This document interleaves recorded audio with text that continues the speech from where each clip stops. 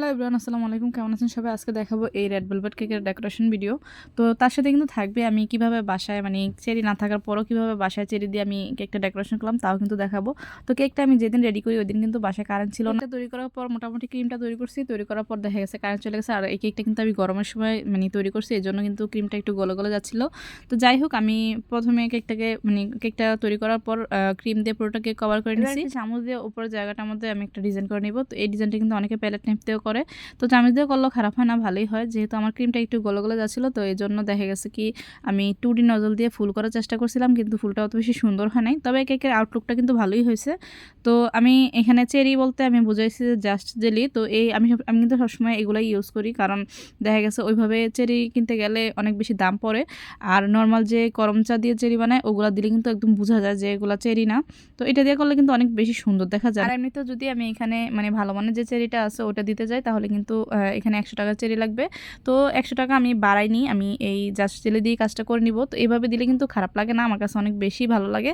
কারণ করমচা এটার পরিবর্তে যদি আমরা করমচাটা দিই, মানে কম দামি যে চেরিটা আছে ওইটা দিই, ওটা দিলে কিন্তু অত বেশি ভালো লাগে না। আর ওটা কিন্তু খাওয়াও যায় না। আর এটা কিন্তু খাওয়া যায়, বাচ্চারা অনেক বেশি পছন্দ করবে। তো যাই হোক, চেরিগুলো দেওয়ার পর আমি মানে এই যে ফুলগুলার মাঝখানে আমি দিয়ে দেবো ফুল। তো এগুলো হচ্ছে আমি হোয়াইট চকলেট দিয়ে মানে হোয়াইট চকলেট মেল্ট করে আমি এই টপারগুলো বানিয়ে নিয়েছি। তো এই টপারগুলো মাঝখানে দিয়ে দেওয়ার পর আমি ওপরে দিয়ে দিব কেকের ক্রাম্পস। তো এখানে কিন্তু রেড ভেলভেট কেকটা আমি 3টা স্লাইস করছি। তো 2টা স্লাইস একটু মোটা করে করছি আর একটা পাতলা লেয়ার করছি। তো ওইটাকে আমি ব্লেন্ডারে ব্লেন্ড করে নিছি। তো অনেকে আছে ব্লেন্ডারে ব্লেন্ড করার পর একটু চুলায় মানে হাঁড়িতে বসায় একটু টেলে নেয়। তো আমি কিন্তু টেলে নেই, কারণ টেলে নিলে দেখা গেছে এটা অনেকটা বিস্কিটের গুঁড়ার মতো হয়ে যায়, তখন কিন্তু খেতে অনেকটা মানে বেশি একটা ভালো লাগে না। তো টেলে না নেওয়াই উত্তম। তো আমি ব্লেন্ডারে ব্লেন্ড করে এরকম করে নিচ্ছি। তো আমি এখন ফুলগুলোর সাইডে ওপরে যদি পরে আমি ওইটা একটু ক্লিন করে দিব। তো ফুলগুলোর সাইডে আর হচ্ছে কেকের যে সাইডটা আছে ওই জায়গার মধ্যে ভালো করে দিয়ে দিব।